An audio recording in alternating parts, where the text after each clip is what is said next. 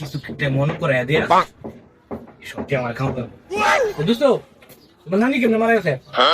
দোস্ত আমার নানি মারা গেছে, মানে একটা অসুখ হয়েছে। আমার যে কি আদর করতো নানি, আমার বাড়িতে বিছাই বিছাই এনে আমার খাওয়াইতো দোস্ত। তোর নানি কি মারা গেছে দোস্ত? অসুখ হয়েছে মরে না? একটা কথা কইলে অসুখ হয়েছে মরে পড়ে আছে গাছ, তোর কোনো কষ্ট মতো লাগে নাই না? আল্লাহ আল্লাহ নিয়ে থাকা এটা আমার করার কি আছে? এই একটা কথা কইলো হইলো একটু একটু মনে মনে কষ্ট হয় নাই, নানি এত আদর করছে মরে থাকা এইটুকু জানি।